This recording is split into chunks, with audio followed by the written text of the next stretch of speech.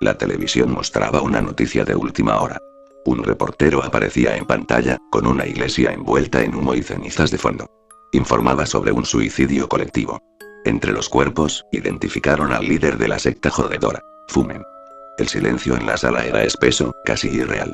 En shock, Benial murmuró: no lo puedo creer. Él era un buen amigo mío. El timbre sonó. Scott abrió la puerta. Era Simón, que entró despreocupadamente. ¿Por qué parece que a Benial se le murió un familiar? Benial solo señaló la televisión. Simón giró la cabeza hacia la pantalla, y su expresión cambió.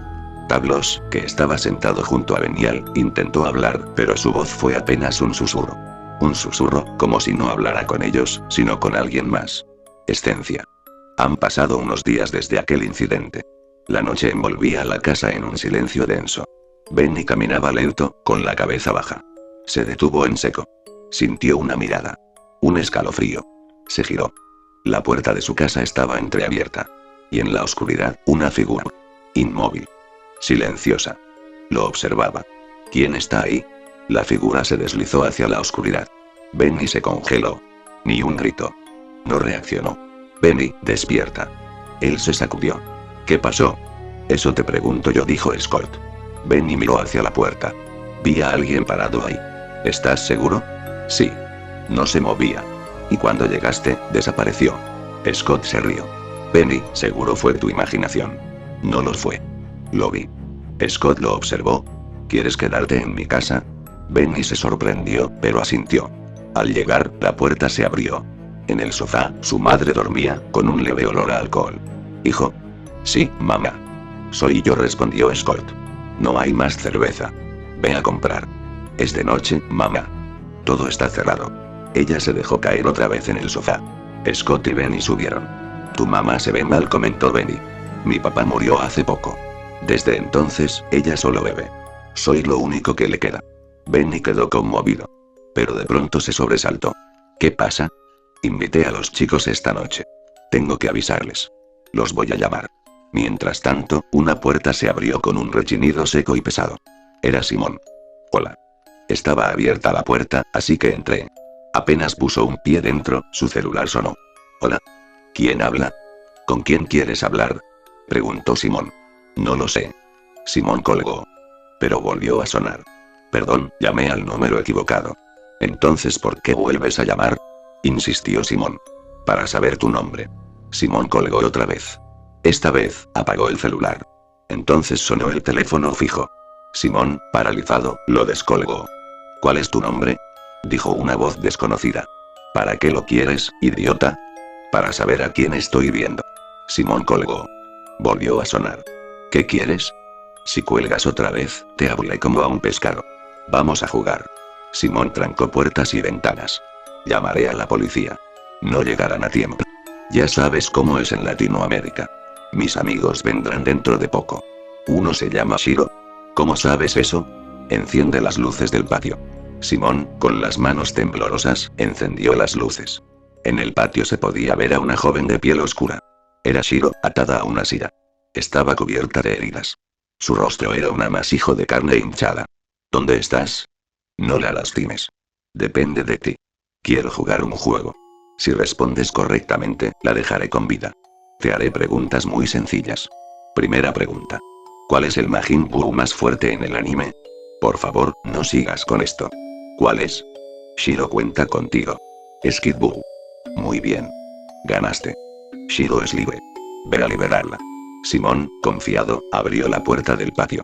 Shiro, que apenas recobraba el conocimiento, movía la cabeza desesperadamente, intentando advertirle que no lo hiciera. Pero cuando Simón dio un paso, antes de poder reaccionar, recibió un golpe seco en la nuca.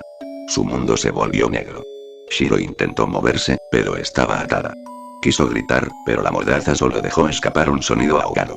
Tembló al ver lo que el sujeto sacaba de una bolsa. Una última lágrima rodó por su mejilla. Era un cuchillo de carnicero. Con un movimiento firme, lo hundió en su pecho. La vida de Shiro se apagó en silencio. Luego, el hombre se levantó y desapareció entre las sombras. Al día siguiente, Benny llegó y encontró la puerta cerrada desde dentro. Tras un rastro de sangre, halló dos cuerpos. Uno aún vivo, y pidió una ambulancia. Al comprender que la sombra era real, enfrentó el interrogatorio policial. Scott lo respaldó, y la casa quedó como escena del crimen, obligándolo a quedarse con Scott. Ante la duda, recibieron un mensaje de Z con un asunto claro. Reunión Z-versal en mi casa, mañana a las 10 en punto. No dudaba. A la hora acordada, fueron a casa de Z.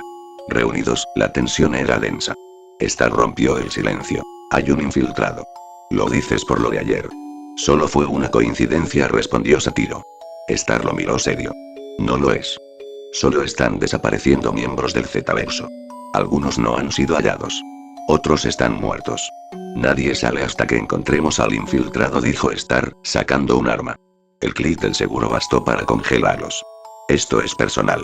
Si alguien intenta irse, disparo. Nadie sabía si hablaba en serio, pero no quisieron comprobarlo. Manténganse juntos. No se separen. Si van a moverse, vayan acompañados. El tiempo pasó lento. Algunos se quedaron dormidos. Hasta que, de pronto, se fue la luz. Ya es hora. Está aquí, dijo Star. Kai y Chagot al sótano. Vamos. Bajaron en silencio. El aire pesaba. Al llegar al panel, Star levantó el interruptor. Nada. Alguien cortó los cables, dijo Ichagot. Entonces, el asesino está aquí abajo, susurró Kai. Una figura emergió de las sombras. Golpeó a Ichagot, que cayó sin fuerza. Star fue estrellado contra la pared. Kai no reaccionó. El cuchillo lo atravesó 3 veces. Trató de gritar, pero se ahogó con su sangre. Todo fue en segundos. Arriba, un golpe sacudió la casa. ¿Qué fue eso?, dijo Adrián, acercándose a la puerta del sótano. La abrió apenas, y un hacha voló desde la oscuridad, clavándose en su rostro. Cayó en seco. El silencio se volvió miedo. Una sombra subió del sótano. Era Kumlord. ¿Por qué?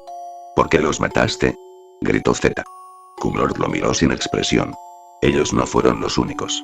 Y arrojó la cabeza de Star a sus pies. Z cayó de rodillas, roto. Kumlord se inclinó frente a él. Yo no lo hago porque quiera. Ustedes me obligaron. Antes de que Z pudiera reaccionar, un tajo en su cuello lo dejó sin vida. Los demás huyeron, pero Kumlord no dudó. Tomó el arma de Star y abrió fuego. 2 disparos. Satiro y Enji cayeron. Su mirada se clavó en Scott. Todo esto es tu culpa. Pudiste irte del Z-verso. No lo hiciste. Scott quedó paralizado, pero entonces, Tablo se lanzó sobre Kumlord, desviando el disparo. Esto es por Shiro, gritó, golpeándolo con furia. Pero un chillido cortó el aire. Un cuchillo lo atravesaba una y otra vez. Cayó sin fuerzas. Scott corrió hacia la calle. Los pasos salvajes de Kumlord lo seguían, como un depredador. Entonces, una luz lo cegó. Un motor rugió. Scott se lanzó a un lado. Un vehículo impactó contra la casa. Kumlord salió volando y cayó como un muñeco de Lego desarmado. Gritó de dolor, retorciéndose en el suelo. Scott se arrastró hasta el auto, temblando. Benny, al volante, cayó inconsciente. Horas después, Benji despertó en el hospital. A su lado, estaba Scott. ¿Lo logramos?, preguntó. Sí. Todo terminó, respondió Scott. Más tarde, los sobrevivientes se reunieron en casa de Benny. Trataban de calmarse contando lo ocurrido como si ya fuera solo una historia. Pero la puerta del sótano crujió al abrirse. Es increíble que hayan matado a Benial. Ese bastardo se lo buscaba, dijo Simón. Benny y Scott se miraron. Benial. El asesino fue Kumlord. No, insistió Simón. Antes de que me golpearan, lo vi. Era Benial. Estoy seguro. Antes de que pudieran reaccionar, un golpe los dejó inconscientes. Minutos después, despertaron. Benial estaba frente al volante. Al fin despiertan, chicos. Los gritos no tardaron en llenar el auto, pero él los interrumpió con tono firme. No se esfuercen. No hay nadie que los escuche. Y aunque lo hubiera, dudo que les importe. Benny giró la cabeza desesperado, buscando. A su lado solo estaba Scott. ¿Dónde está Simón? Benial solo silbó suavemente, y su perro se acercó arrastrando algo entre los dientes. Era una cabeza. Benial la tomó y, con total frialdad, la arrojó al suelo del auto. Cayó con un sonido húmedo y pesado. Era la cabeza de Simón. ¿Por qué lo hiciste?, gritó Benny. Benial se giró lentamente desde el asiento del conductor. Kumlord solo fue una pieza de ajedrez para mí.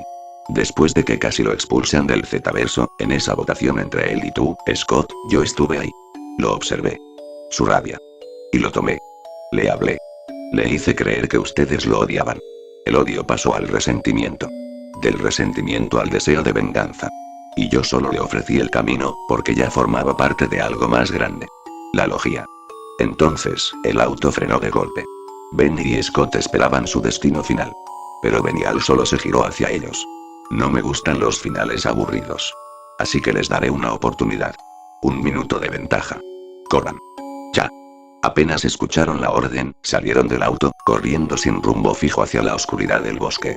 A lo lejos, los ladridos de perros rompían el silencio. Los chicos no paraban. Pero el miedo le jugó una mala pasada a Scott. Sus pies resbalaron en el barro húmedo y cayó, soltando un grito. Benny se tiró junto a él, cubriéndole la boca. Entonces, vieron una linterna moverse a lo lejos. Se arrastraron hasta unos arbustos para esconderse. Pero en cuanto se metieron, un hedor los golpeó como un puñetazo. Allí, medio enterrado, había un cuerpo en estado de descomposición. Benny lo reconoció al instante. Bingo. Scott rompió en llanto, tapándose la boca. Tenemos que volver al auto, exclamó Benny.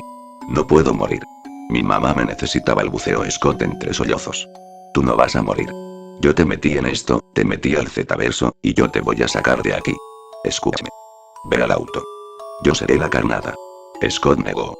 Pero Benny ya había tomado su decisión. Se levantó y comenzó a correr en dirección contraria, gritando. Los caminos se separaron. Benny corrió, gritando. Mientras tanto, Scott aprovechó para escapar hacia el auto. Pero un perro mordió la pierna de Benny, haciéndolo caer al suelo con un grito desgarrador. Benial apareció y comenzó a golpearlo, hasta que Benny quedó tirado. Luego se alejó en dirección al auto.